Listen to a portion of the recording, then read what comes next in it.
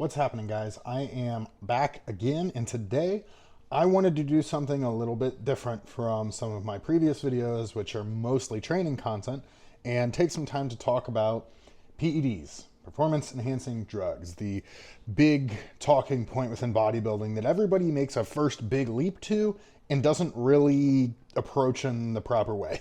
I'm not going to really use this time to break down any compounds in great depth individually.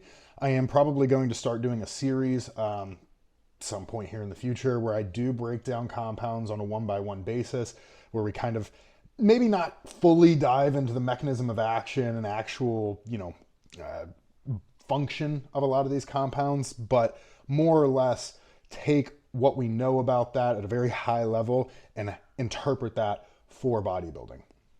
So if that's something that interests you, let me know in the comments below what you would like to see me talk about first. Getting into this video here, I kind of want to very first and foremost outline that I think you should genuinely take a lot of consideration and time before deciding if PEDs are something that you need to reach your goals, something that will even help you reach your goals, and if they are something that is worth the potential trade-off to you. That's a very individualized thing, and I think everybody needs to make that decision for themselves. Don't let a coach pressure you into taking something, but don't let people deter you from taking something if it's what is required to get you to your goals. At the end of the day, your body, your rules. Make the decision based off what you think is best for yourself. But think about some crucial things when you're deciding if it's worth or desirable to start taking any PED. One of those considerations that you should make is understanding that any exogenous substance, whether it's a recreational drug, a legal recreational drug like alcohol, or a performance enhancing drug, any of those substances in one way or another are going to have an effect on your life in terms of your lifespan, your potential future health outcomes, current health outcomes, acute health events, right? There can be a vast number of outcomes. And I like to just put this plainly to people. You can't account for everything. Some person, there are people out here there who abuse drugs and alcohol their whole life and they get away with it and they live to be a walking fossil with no health issues. They're in perfect health. Other people, they are a saint for their whole life and they have health issues day in and day out. While we can predict health issues will probably be worse if you're doing bad things to your body, nobody can tell you what that timeline looks like. They can't tell you what the exact outcome is going to be. And they can't tell you whether that's, if something is going to happen, whether it's going to happen 5 years from now or 50 years from now. We just don't know. Right? So go into any decision you make with the mindset of, if I put something in my body, it's probably going to take some years off my life, honestly. And if you go into it with that mentality, I think it will give you a better understanding of the potential consequences you face from making the decision to start taking anything. And again, I can broadly apply this to anything, whether it's PEDs or recreational drugs, anything applies. In the context of PEDs, I will say that there's two prevalent sides to the PED conversation, I think, in modern social media, because that's where a lot of people, myself included, learn a lot of things. I'm telling you stuff here on social media through YouTube, right? Or TikTok if you're seeing a clip there, right? So there's two big sides and arguments that happen. And one is the traditional side we've had for years where people are demonizing PEDs. They're making them out to be this you inject 1 ml of test, you're going to have a fucking heart attack, you're going to go into cardiac arrest, you're going to blow your heart out, you're going to have an aneurysm, you're just going to fucking fall over and die. And then the other side of that aisle being like, yeah, just shove as much gear in your body as possible and you're probably going to be fine because really the side effects aren't as bad. It's all just talk. No, that doesn't actually mean shit. The reality is, as often is the case, pretty close to the midline of that conversation. There's a nuance and those extremes are both right and wrong in their own ways, right? So closer to that midline, you'll understand that, yeah, the effects of PEDs in a negative light are very overstated. However, there are still very serious health concerns and issues that can arise that you need to address, not when they happen, but with preventative maintenance of your health and preventing these things from occurring, right? I think the one that, we'll get into the specifics in a bit, but the big one is blood pressure. That's a real obvious one people always talk about.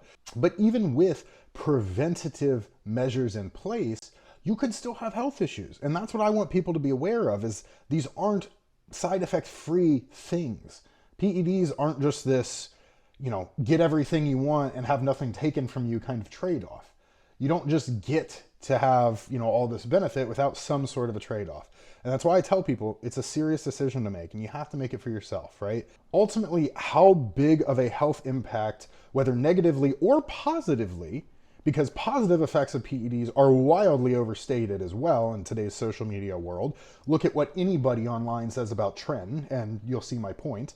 But ultimately, what's going to dictate your health outcomes on any PED or on PEDs in general is how well you maintain your health. And I think a lot of people interpret that to be, do your cardio, do your lifting. The common person thinks that's a great idea, makes them a healthy person. Don't eat shit, do your cardio, do your lifting. There's a lot more nuance to it than that. And especially so when you involve PEDs in this mixture, in this, health, this holistic health picture for yourself. PEDs change a lot of things that you need to monitor.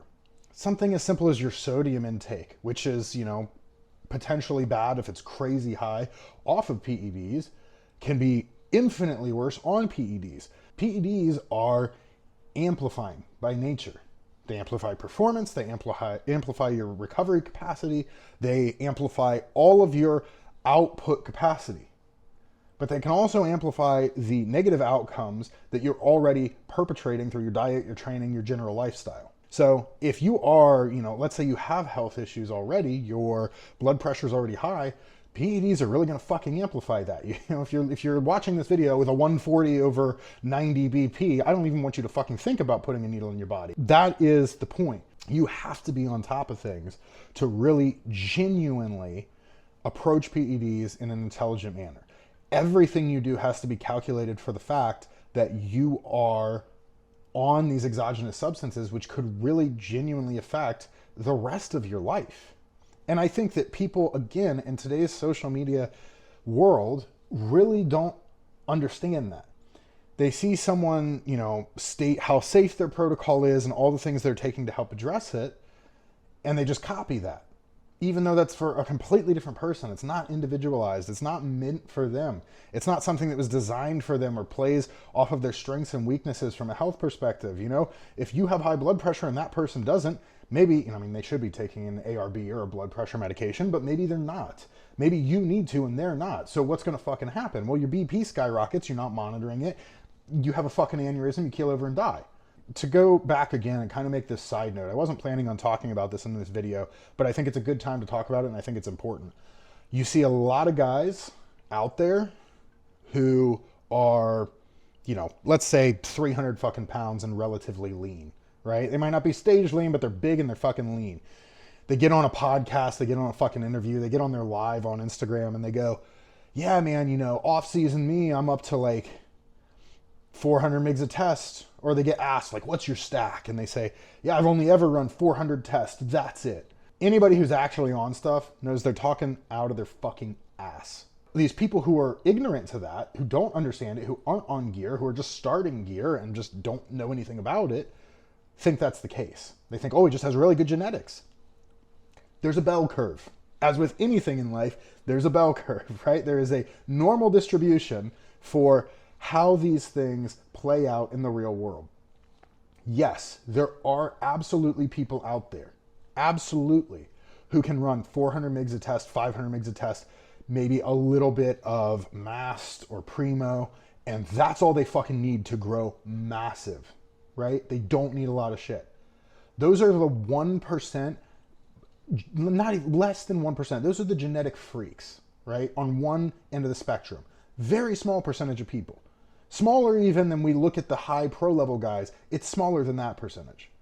On the other end of that normal distribution, There are the guys who have to take a huge amount of gear to get the same results as anybody else. They have to take a ton of stuff. You or anybody is most likely somewhere in the middle.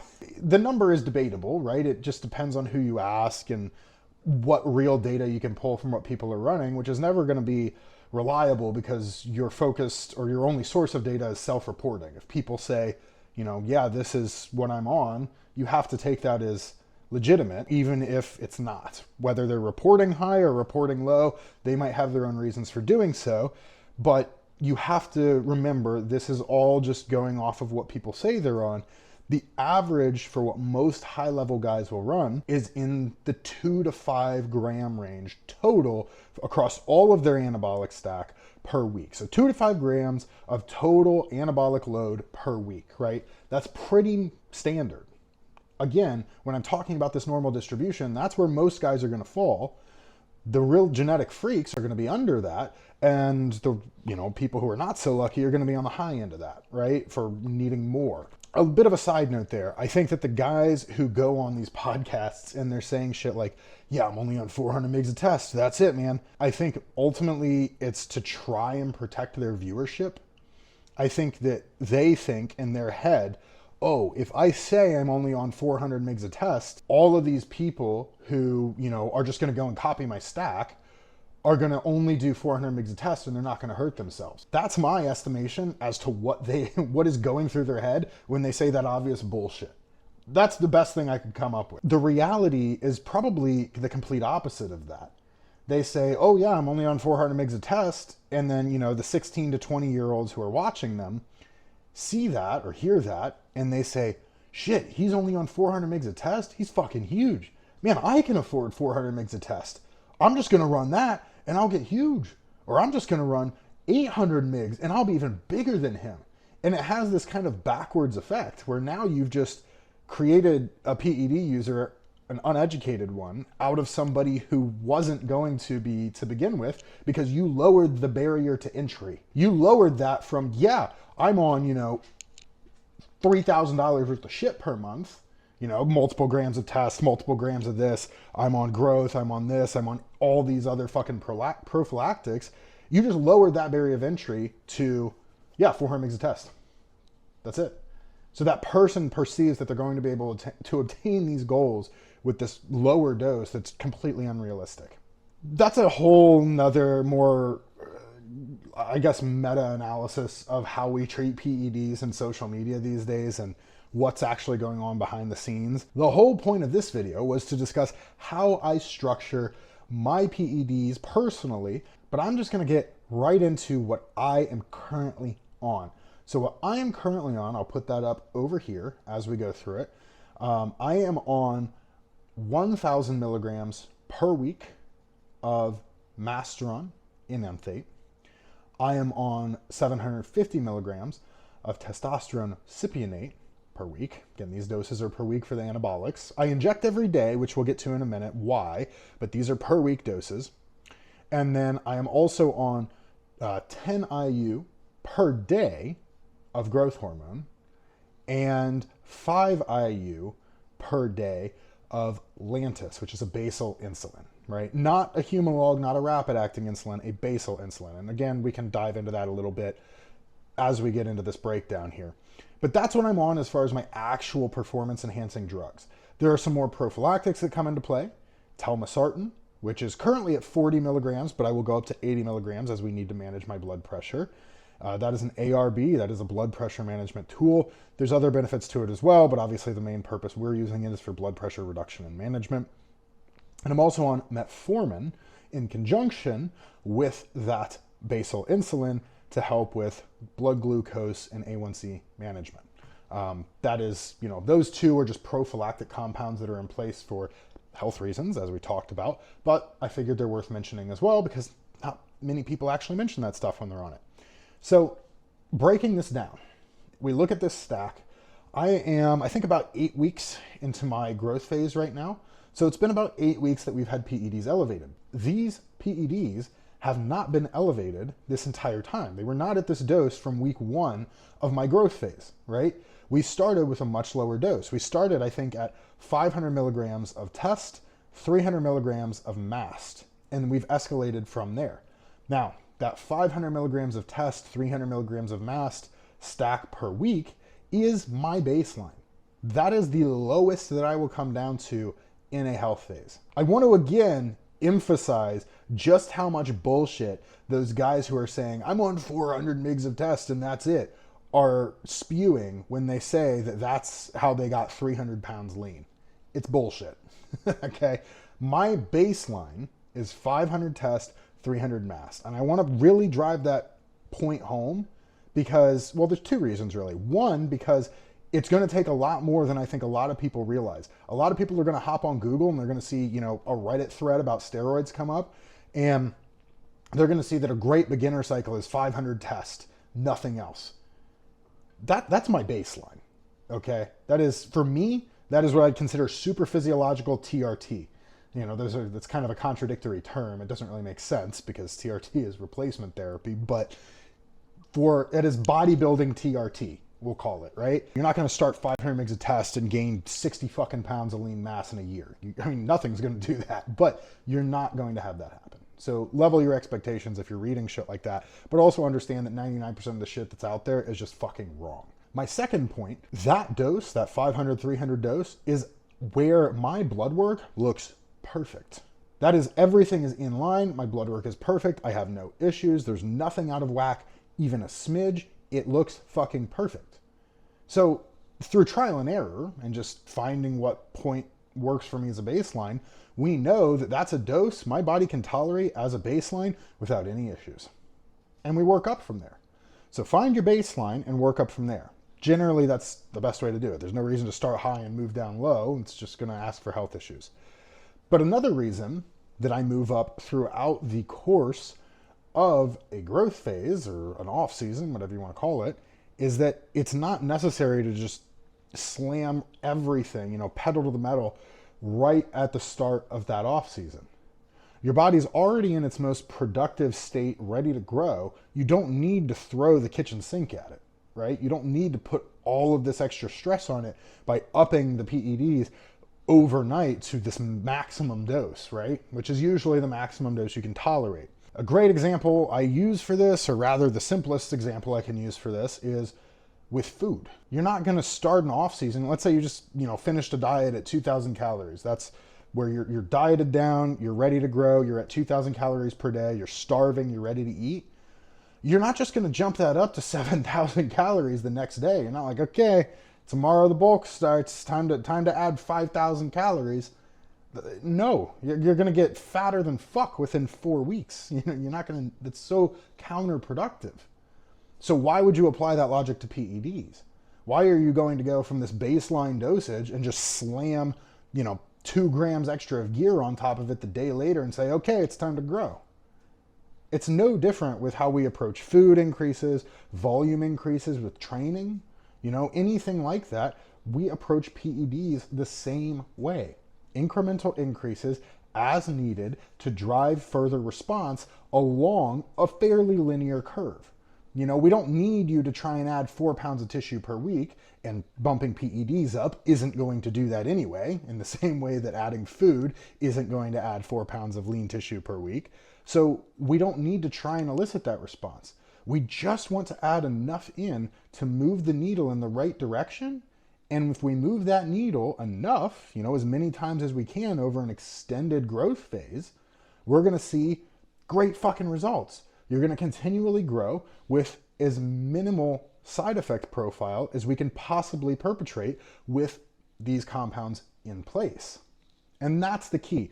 That is where we enter the conversation, which I won't have here, but it's worth noting, of longevity in bodybuilding. Give yourself a little bit of a longer timeline. There's no rush here to get to a stage, and approach things in a reasonable manner. So to loop back to my off-season stack, I want to first make a note and say that this isn't where we're going to max out. That stack is not what's going to be my maximum for the off-season. We're going to continue to push that up. I'm actually having blood work done here within a couple days, and then once we get the results back from that, we're going to push this up as long as everything looks good.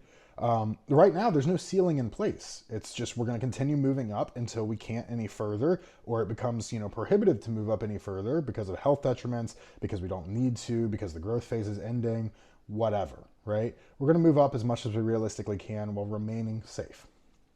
Now, on that note, you see the stack and you see what I have and what I'm running, and you probably notice there's no oral. You're like, where's your off-season oral? Where's your D-ball? Where's your anadrol? Where's your MPP? Where's your, any of these fucking things that people throw in? The core of your stack design, and this is, getting into my philosophy for PEDs and stack design in general, the core of your stack design should be basic fucking compounds that we know work, are effective, and have a relatively safe safety profile. These compounds that are going to give you the most bang for your buck are testosterone, masteron, or primobolan, a DHT derivative, and NPP, a 19-nor, right? I should say NPP because obviously we know tren is a very unsafe compound long-term, and there's no reason to run it in an off-season and use it sparingly in prep, right? But that being said, test, mast, or primo, those are really going to be the only compounds you need to touch in a growth phase. You don't need anything else. There's no reason for it. The best thing you can do to increase your longevity in the sport is run compounds with safer profiles. And these have probably about the safest profiles you're going to get in terms of what's available right now and what's well understood and studied. I see a lot of people, and I was guilty of this at one point too, running things like DHB or Ment, Trestolone, I believe it is. And it's like these things, they don't have a lot of studying behind them. They don't have a long use case in a recreational sense. They don't have a medical use case at all in terms of DHB. There's no reason to run those when they don't provide anything over these other compounds. Most of the time when you go online onto a forum or something and you read these guys saying, this compound helps my joints, this compound's going to add 4 pounds of mass per week, this compound helps me get super lean, this compound dries me out, that's fucking bullshit 99% of the time. It's in your head. That shit doesn't happen, right? Now, if you buy into that so wholly that, let's say you run MPP and your joints actually do feel better, cool, then run it because it's working for you. Placebo's a fucking powerful drug, but that doesn't mean that there's any real veritable evidence for that. NPP, yes, you could argue that there is actually some evidence to show that it does have some joint benefit. And again, I'm not trying to demonize NPP. I think a better example would be something along the lines of DHB. You go and Google any review on it from anyone on a forum, and they're going to say, oh yeah, it's like tren light. It's like tren strength. And it's like, the reality is, the reason their strength increased is not because they added DHB in, it's because they added 400 extra fucking milligrams of an anabolic. They could have thrown, I don't know, more NPP in, they could have thrown more test in, they could have thrown mast in, but they added 400 of DHB, and look at that, they saw body weight increase and strength increase. What a fucking surprise. It's not so much about the compound specifically that you take. When you do choose the compounds you should take, it should be safe compounds. Again, test, mast, or primo are going to be your best friends. NPP is there for people who really need to add a lot more mass, may have to come up more in size. There is a little bit of a higher risk profile with NPP for some cardiac stuff, so I don't necessarily throw it in for everybody. In fact, I use it very rarely, but you don't necessarily need it. Again, mast, test, stick with that. Test is best. I think it's worth having a conversation about orals. I think everybody picks them because it's, as a beginner, one less thing you have to inject, one less thing to pin. You think you can just add that in and it's really beneficial. A lot of people even say, oh yeah, add this oral to your first stack, which is a terrible idea. They have a worse safety profile because of toxicity, and they're not going to add any real boon in a bodybuilding sense. You might see a power lifter or strongman take an oral because of the acute strength increase. You might see bodybuilders take certain orals, several weeks out from a show, but there's no real reason. There's definitely no reason to run it in the off season, but most of the time you don't even need an oral before a show. You really don't. Some guys do, but the reality is, taking Winstrol or taking Anavar or any of this stuff isn't going to dry you out and make you crazy lean on stage. Ultimately, that comes down to how lean are you actually before getting on the stage, and how did your peak week go? The only reason, in my opinion, to add orals prior to a show is if you want to do so maybe 6 weeks out from a show to retain strength and performance in the gym so that we can keep maintaining that performance, keep maintaining that output, and keep maintaining tissue as we go into the real hard parts of that deficit leading up to the show. There's no real reason to add the oral just for a physique change. It's more so about the things you do, less so about the things you take. And that goes for all of bodybuilding. That doesn't mean orals don't have a place. They do have a time and a place. It's just a very marginal time and a place. There's a very small percentage of people or times and places in the whole picture where you need to use an oral. They only shorten your off-season window by taking these compounds, whether it's a compound that's not really as proven or it's an oral compound which is clearly, proven to be more toxic. We don't need to take these things, and they only shorten the off-season runway that you have. The goal of the off-season is we want to spend as much time as that in that phase as possible if you truly need to gain a large amount of mass. So adding these things are going to cause your health metrics to deteriorate very, very quickly. They're going to cause you to gain excess fat very, very quickly if you're not, taking things into account correctly from the diet side. And they're just going to cause all of these metrics that we need to keep in place, or in a healthy place throughout the course of this off season to get skewed much more quickly. You're just shortening your runway for progress. There's no fucking reason to do that. So don't do it. Avoid orals in the off season. Use them sparingly when needed around competitions and prep, and avoid exotic compounds that don't really have any efficacy proof long-term use case whatsoever. Something that's kind of a step back from the compound discussion on this: injection frequency. I broke down my cycle. I mentioned that MAST E and Test C are what I am on currently. Those are not what you would consider esters that need injected daily, right? I won't break down the whole purpose of esters here, but in general, most people see E or C attached to something and they think, oh, I only need to inject twice a week. Yeah, that would work, but the reality with any of these hormone-based compounds or hormones in general is that you can take them more frequently and level out those, let's say we took a dose on a Monday of test, and then we aren't going to take it again until Thursday. Here you're going to go up, up, up after taking your dose, and then it's going to drop off. And then you're going to go up, up, up, and down after taking your dose again on Thursday. Daily dosing helps to better regulate the hormone levels that we see in the body, and as such, reduces some of the side effects or the potential negatives that could come along with the high fluctuations in hormone levels, such as acne, mood swings, health effects, blood pressure, right? All those things are affected. Water retention. It can be very hard to monitor changes week over week if within the day or within that week you have these huge fluctuations in levels, right? So daily injection frequency can help smooth out those peaks and make it much, much, much more manageable from a health perspective for how you're dosing your PEDs. So I always recommend daily injection frequency.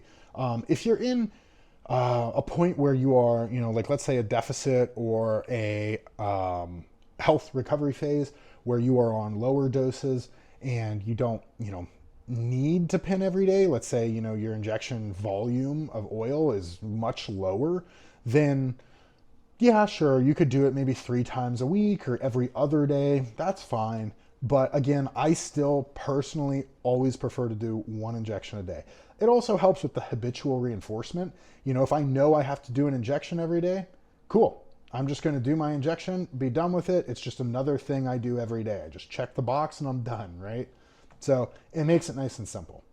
While we are still talking about the compounds in general, I want to discuss the non-anabolic steroid compounds that are in my stack. Not necessarily the prophylactics, the metformin and the insulin, or the metformin and the telmisartan we'll get to in a little bit. But for now, the growth hormone and the insulin. So starting with the growth hormone, I'll do a full breakdown of growth hormone as a compound in its own video. But for now, I will say the things that you need to know and that I apply to my own dosing, my own approach to growth hormone is, within reason, the more, the better. Especially if you're a younger guy. Generally, it's tolerated better by younger guys because of the side effects that it elicits. So the more you can have early in your career, the better, because it's going to help. So that doesn't mean, I need you to go out and pin 40 IU a day of fucking growth hormone, but within reason, the more the better. Now, dosing with that is also greatly misunderstood. A lot of people are still doing multi-day dosing. I did multi-day dosing for a while. I should say multi-intraday dosing. So multiple times per day dosing schedule, where you wake up, you have growth hormone in the morning, you have some pre or post workout, you have some at night, you're splitting it up. You don't need to do that. Take it all once at night, thank me later. Simple as that, seriously. I'll break that down in another video, but take your growth hormone just once at night after your last meal before bed. That's going to do you wonders, I promise. All is one dose. You don't need to split it. Insulin, this is another compound that's going to need its own video to really just even scratch the surface of the misinformation that's out there on the internet. So wholly misunderstood and misapplied in a bodybuilding context, it is laughable, like beyond laughable. So what I will say is you need to approach insulin in an intelligent way. And the best way you can do that is do not take insulin and build your diet around your insulin use. Put insulin into your diet. When you're calculating how many IU you need for carbs, for the amount of carbs you're eating with a given meal, if you're using a rapid insulin like Humalog, don't cater the carbs around the insulin use. Cater the insulin use to the amount of carbs you're already eating in your plan, okay? That's a very short explanation. It might not fully make sense if you don't really understand insulin, but to the point, insulin is just there for glucose management and for insulin sensitivity management, and to help with that throughout the course of the off season as food volumes progress, as growth hormone doses may progress or are already high, and that blood glucose level keeps rising, that A1C level starts to rise a little bit in the off season. So that is to keep those things in check. Prophylactics that I have in place, those are going to be metformin and telmisartan. Metformin, basically the same purpose as insulin, as we just stated. It is for glucose management. That's really all there is to it. Telmisartan and ARB, it's there for blood pressure management. However, there are a lot of other specific benefits to heart and cardiovascular health that telmisartan does have. Now, again, all of these compounds I will break down individually. This is more of a holistic video, and I'm already ranting here about this stuff anyway. So I will break those down one by one over the course of the PED series. And if you have questions, guys, I'll answer them down below. Comment, talk to me about shit. I like to answer questions in my free time. So if you have questions you want answered, if you have questions about anything I've said so far, ask it down below. I'll get back to you, or maybe I'll just make another fucking video on it. The last thing I want to leave off with, just to kind of close out this video, is I don't really like discussing the cost of PEDs because I don't think it's relevant to anybody's decision to use them. If you are having to consider cost as a factor for PEDs, you shouldn't be doing them. It's that simple, in my opinion. As part of that, and to play off that same kind of theme, if you cannot afford regular blood work, let's say every 10 weeks, and health appointments to make sure your health is in check, you should not be taking any PEDs. And as part of that health metric monitoring, if you're on PEDs, if you're considering it, then remember that something you need to be doing is your blood pressure at least once a week. I like to personally do it 2 or 3 times per week, and your blood glucose once per week. Twice per week, maybe if you see some elevated levels and you need to monitor a little closely. But make sure you're on top of your health, guys. Make sure that no matter what you do, you are making sure your health metrics are at the forefront of your bodybuilding decisions. And that will help you better analyze, better assess, and better design your own PED stacks, your own usage, all of these sort of things. But that's really it, guys. That's really all I have here. I could rant about this stuff for hours if we want to talk about, some of the concepts I see in social media that are just wrong, how things are being applied incorrectly, what people should be doing better, how to improve health and longevity, all of these things, which is why I decided to start a PED series about this. This is just the first of many videos to come. But there's a lot to get into here and to address within the realm of PED usage in modern bodybuilding. And I think it can be really hard to navigate. So I'm hopefully going to try and bring some of the easier concepts or some of the concepts up in an easier way that's a little bit more manageable for people. So if you like this content, if you want to hear more, if you have suggestions for things you do want to hear about, certain compounds, certain approaches to applying compounds like split dosing with growth hormone versus once daily dosing, all of those sorts of things, let me know. I'll definitely do a video on it. If you like the content, like, subscribe, and I'm going to be back for a training video tomorrow. Tomorrow we are hitting back and shoulders. So back and shoulder session tomorrow. It's going to be a good one. I have an exercise that I switched out this week, so we're going to hit a new movement. But yeah, that'll be tomorrow, guys. Until next time, take it easy.